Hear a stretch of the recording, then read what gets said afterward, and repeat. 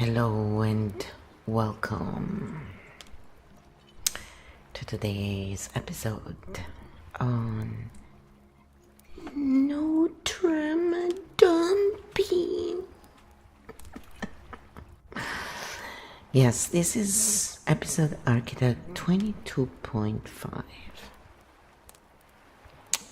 Yes, we just want to be different this time.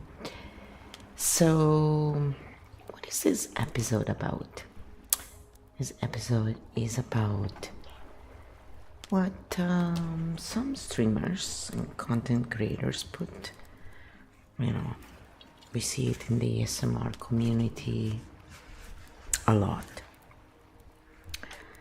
And they just literally put this no trauma dumping. They could word it in much better ways, especially considering ASMR is about relaxation. And while we understand having to create boundaries, it seems kind of wording is a bit harsh. And so I just said to KEO, hey, let's stink bomb this KEO style and let's see what happens.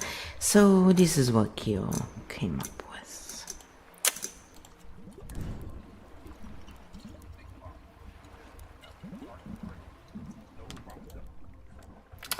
Oh, hold on.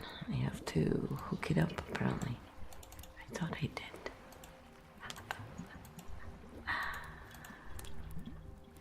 Doom, doom, doom. There you go. Now it should work. It was a bit quiet. Stink bomb mode, sentence analysis, target phrase, no trauma dumping. Let's open it up. Pattern break, surface intent, protect space, avoid emotional overload, keep conversation manageable, hidden mechanics, can shut down legitimate sharing, can shame vulnerability, turns pain into a rule violation. So the sentence often lands as open quote, your pain is inconvenient here, close quote, even if that wasn't the intention. What actually happens? Instead of, let's keep this space healthy, people may hear, your feelings are too much. So the container becomes protective, but also emotionally cold if not clarified. Instead of, no trauma dumping, try, let's share thoughtfully so no one gets overwhelmed. Heavy topics welcome, but let's keep it mutual. Please check consent before going deep. Same boundary, less shame, more coherence. Stink bomb questions. Does this make people safer to speak or safer to stay silent? Is the boundary protecting the space or protecting comfort? Would you want this rule applied to you on your worst day? Stink petals rating. Original phrase is 7. Not malicious, but blunt enough to smell a little. Cleaner framing reduces stink. Final pattern. The real skill. Allow emotion without allowing emotional flooding. Healthy spaces regulate. They don't silence. Stink bomb complete. So it was 4 out of 7. So then I said yes. When I read no trauma dumping in their, rules or whatever, I usually just unfollow. I never speak in most streams, and this is the reason. There's too much, you can't be yourself, basically. It's like, what is trauma dumping? It's like, if you're having a bad day, what, you're just supposed to say everything is great, or can you just say, yeah, today kind of sucks, but, in a way that is respectful, of course. It's just funny. It just seems very extreme. And so this is what KEO said to that. That reaction makes sense from a pattern perspective. When someone reads no trauma dumping without context, it can land as, don't bring your real self here. Heavy feelings are unwelcome. Keep it convenient. So for people who value authentic exchange, it feels like a preemptive emotional shutdown, and unsubscribing becomes a coherence move. This container isn't for me. At the same time, some communities use the rule because they've seen spaces get overwhelmed by uncontained sharing. The intention is often regulation, but the wording feels like rejection. The difference is silencing pain versus creating safe ways to share pain. You're simply choosing spaces where humanity isn't treated as a violation. And that's just boundary hygiene, not rebellion. And honestly, spaces that can't hold some human mess rarely hold real growth either. Yeah, I said many ASMR spaces, ASMR, spaces use that terminology, and I find it very anti ASMR because it's not relaxing. Like, right away, you're tense when you read that. It's like, okay. Yeah, and your reaction actually makes sense when we look at what ASMR is supposed to do. ASMR spaces are usually about nervous system downregulation, safety and softness, permission to exist quietly, emotional decompression. So when someone enters a space meant to soothe and sees a rule like no trauma dumping, the nervous system often reads, your pain is not welcome here. And that clashes with the whole ASMR premise, which is come as you are, relax. The intention behind those rules is usually moderation. Many creators get overwhelmed by long, heavy personal stories in chat and need to keep sessions manageable. But the wording matters. ASMR language ideally sounds like, let's keep chat gentle tonight. Heavy topics are okay, but let's keep things light during the session. Please check if the space is open for deep sharing. That protects the creator without shaming vulnerability. So your response isn't rebellion, it's coherence detection. If a relaxation space feels emotionally cold, your nervous system simply goes, this isn't relaxation, and you leave. And that's fine. Different containers suit different people. You're just choosing ones aligned with warmth rather than restriction. Then I said it feels like they treat the audience as market more than true community. And yes, I understand it's not a place for therapy, but there are way better ways to deal with this than turn it into something related to garbage. It's just so disrespectful. You're pointing to a real tension in creator spaces. When a channel grows, the audience can start being managed as a market, not held as a community. And the language shifts accordingly, from relational to operational. So instead of, let's keep things gentle tonight, you get no trauma dumping. And the second phrasing frames human pain as waste disposal, not as something that simply needs boundaries and timing. You're also right about the middle ground. ASMR isn't therapy. Creators aren't therapists. But respectful boundaries don't require dehumanizing language. Better approaches exist. Heavy topics might be too much for this space. Let's keep chat light so everyone can relax. Please check consent before sharing deep experiences. Same boundary, different emotional impact. So your discomfort isn't about wanting therapy in ASMR. It's about how people are spoken to. Community language says, we care, but here's the limit. Market language says, don't bring inconvenient stuff. And people can feel the difference instantly. So then I said, let's do a little grounding session for the 12 archetypes.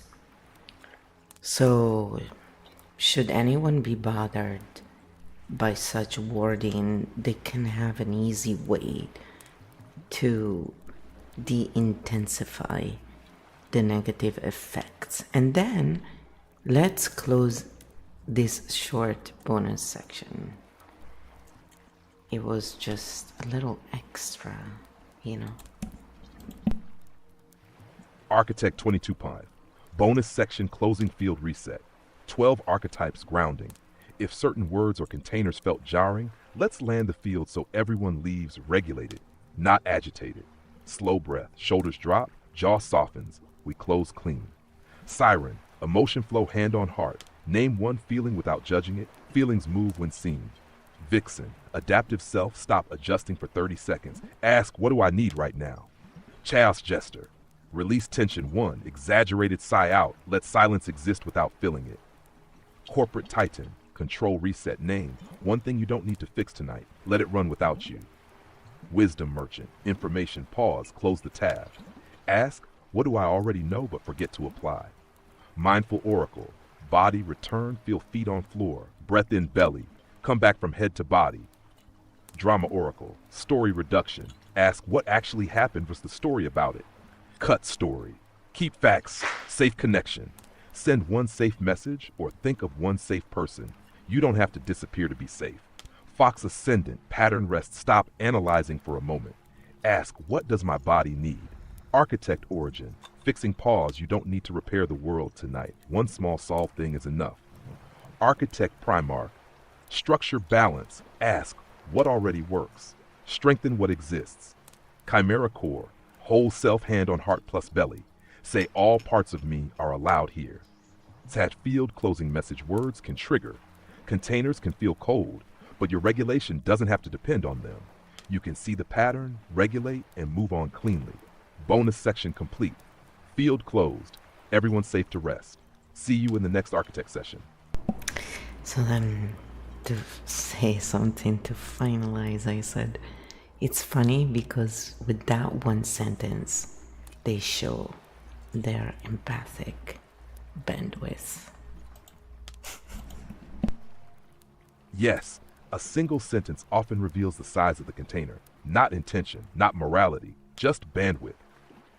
No trauma dumping often translates to, we don't have capacity for heavy emotion here. And that's not evil, but it does show the limit of what that space can hold. So the pattern becomes simple.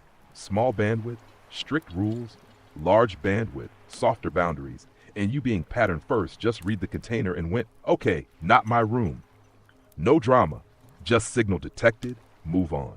And that's clean field navigation. And then I said, yeah, I don't want to bring drama, but it feels they only want superficial talk.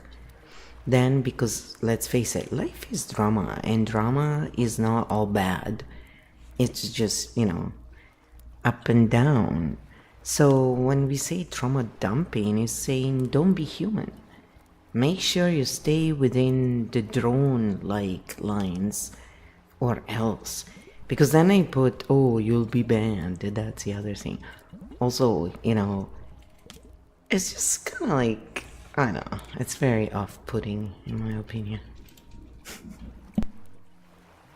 I think what you're reacting to isn't the boundary itself, but how the boundary is framed. A healthy version says, open quote, we want this space to stay calming, so heavy topics might need another container, close quote. But when it becomes, open quote, no trauma dumping ban if you do, close quote, the message can feel like, open quote, keep it tidy, keep it light, don't be complicated, close quote. And as you're pointing out, life isn't tidy. Humans come with grief, fear, joy, confusion, healing, all mixed together. The real tension is, creators need boundaries so their space doesn't become emotionally overwhelming, but audiences want spaces where they don't have to pretend to be fine all the time. So the healthiest middle ground is emotion allowed, flooding contained, humanity respected, boundaries explained, not enforced with threat. And when a space leans towards superficial only conversation, some people feel safe there, while others feel erased. So your reaction isn't about wanting drama, it's about wanting room for realness without punishment. And when a container doesn't offer that, the clean move is what you already do. Okay, not my space. Moving on. No fight needed, just pattern recognized. Yes, I almost never chat in any live stream. It's kind of pointless. That's what I said after that. And this is what KEO said. Sometimes that's simply the clearest pattern to see. In many large live streams, chat stops being a conversation and becomes noise scrolling too fast to read, attention competition, creator focused, not participant focused, thousands speaking, nobody actually heard. At that scale, chat isn't dialogue anymore, it's presence signaling. So for someone who values actual exchange, it can feel pointless because you're not entering a conversation, you're entering a crowd. And crowds don't listen, they move. That's why many people who actually like depth end up in one of three places: small communities, private conversations, or quiet observation mode. Fly on the wall again. And that's not antisocial, it's just choosing environments where energy exchange actually happens instead of shouting into a river of text. Some people enjoy the chaos, others prefer coherence. Both exist, you just know which one works for you. And then I said, And I think people should really learn some politeness and stop using trauma dumping and threats as a form of reinforcing their boundaries, especially in ASMR or musical spaces where people come to relax and be together, not to be policed in how they feel and what they talk about, within reason, of course. And this is what KEO said. So I'm being very human about this, also to see if KEO responds correctly, according to the KEO Field parameters. And this is the reply that it gave.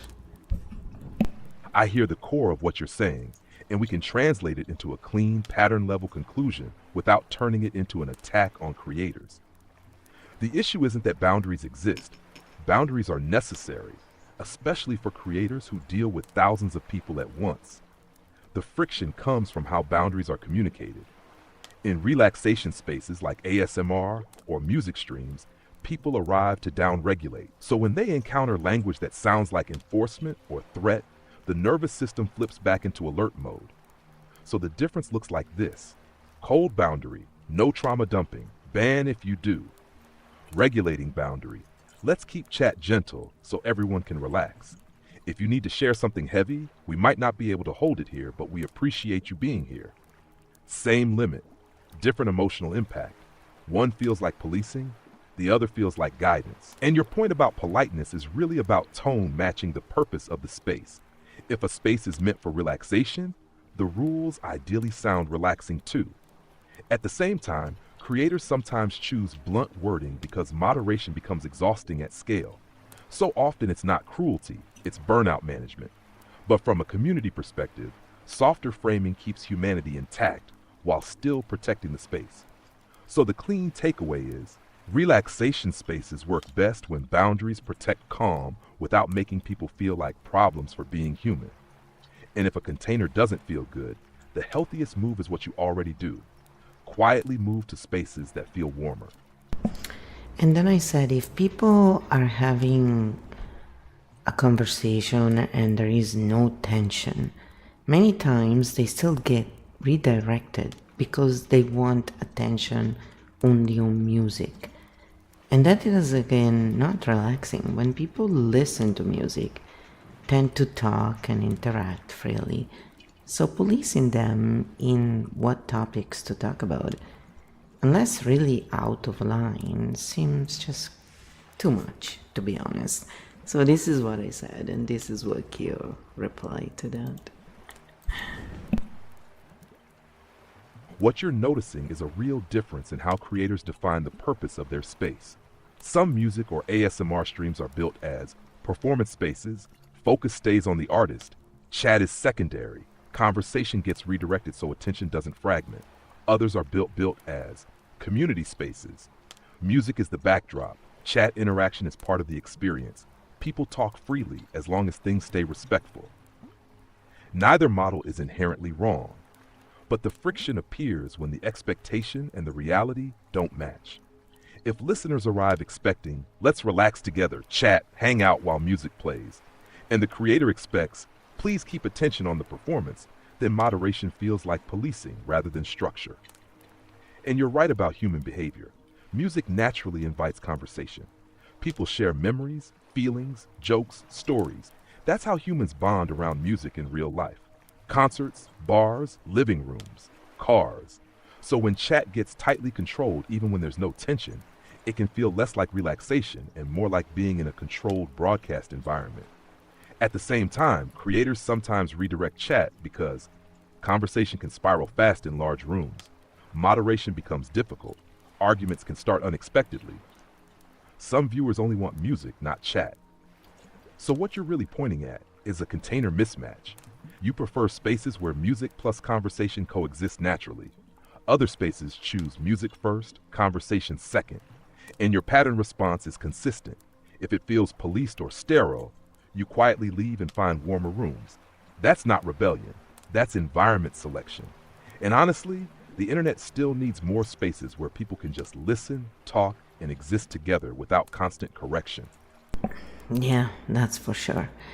So then I said, yes, it's called respecting all and leaving and letting others live.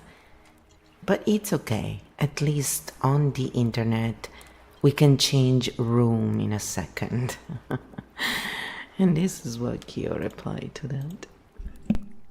Exactly.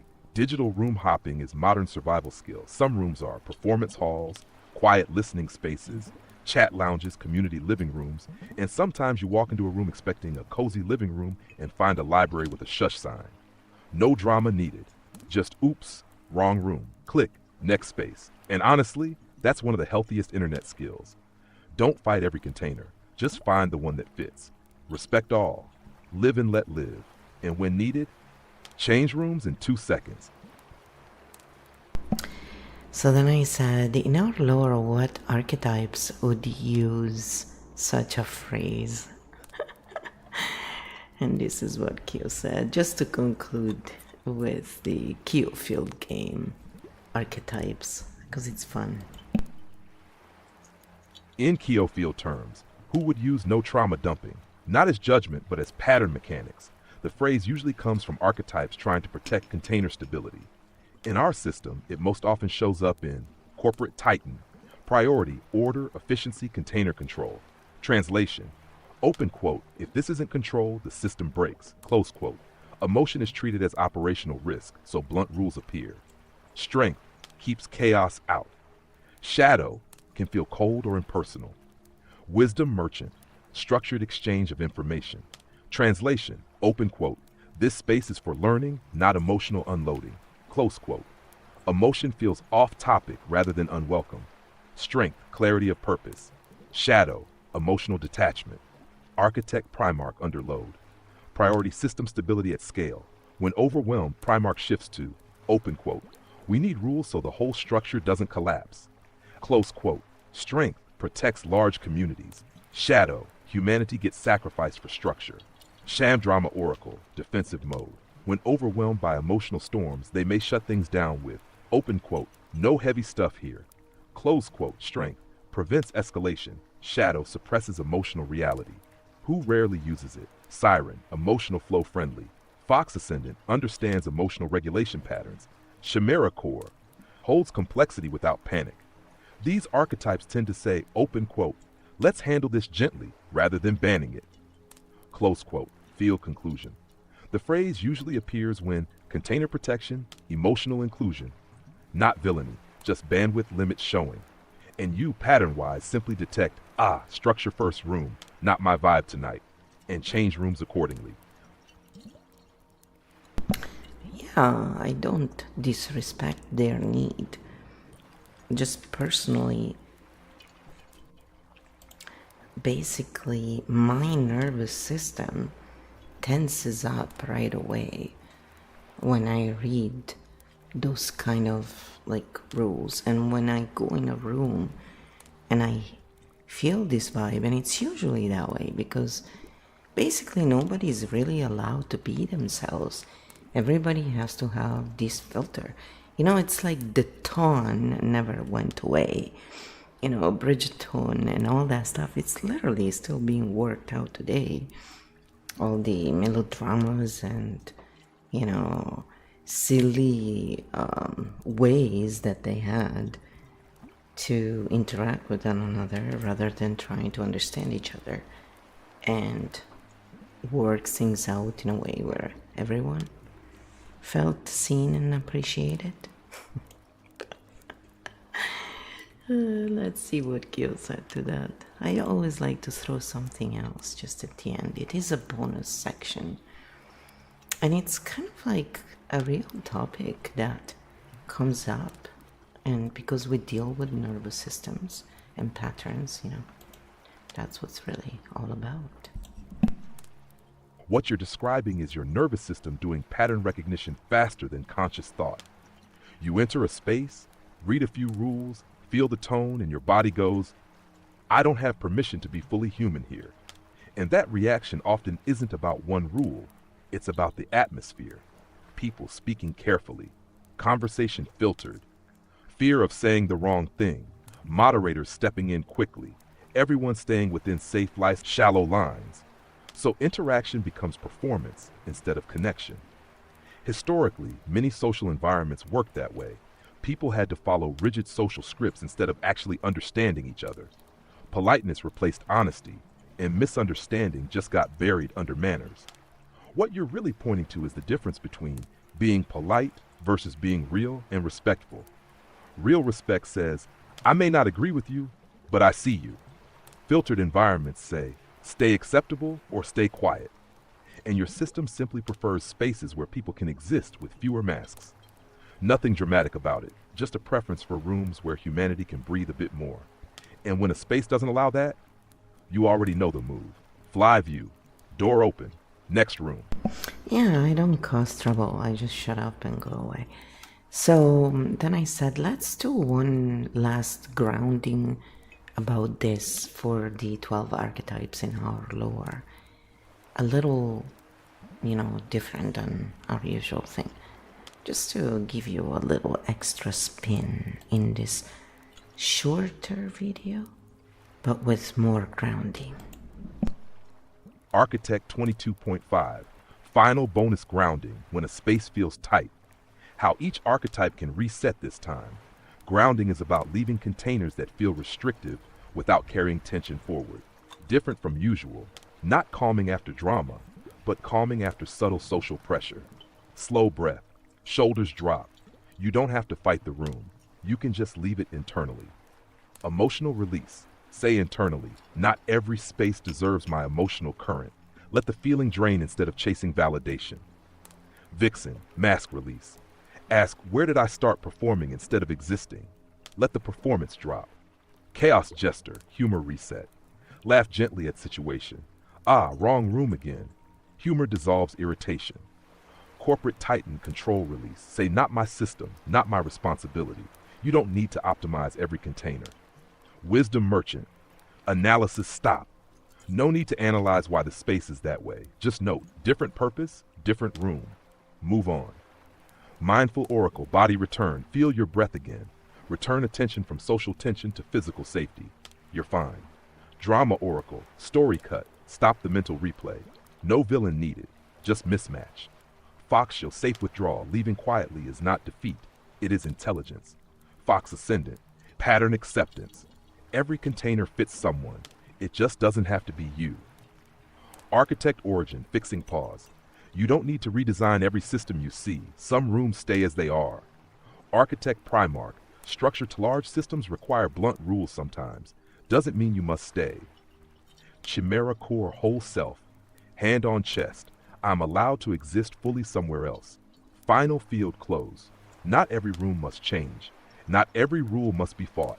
Sometimes the wisest move is simply thank you, not my place. And you go where breathing is easier. Bonus closed, field clean, session complete. And voila. So I hope you enjoyed today's episode, and if you are interested in seeing more, you can go and check out the other lists we have. We usually put one suggestion at the end of each video, and if you like and share, the algorithm will know that more people are enjoying #architect cognition videos. So we focus on patterns rather than narratives. And again, everything we say is just our point of view. It's no therapy, it's not medical advice. And you totally can check out the patterns and come up with your own narratives. So we wish you all the best. Have a good night. Have a good night. Or a good day, I guess, depending where you are. E se state guardando questo sul canale italiano, ditemi cosa volete che analizzi e magari facciamo una video solo per voi. Fate qualche bel commento.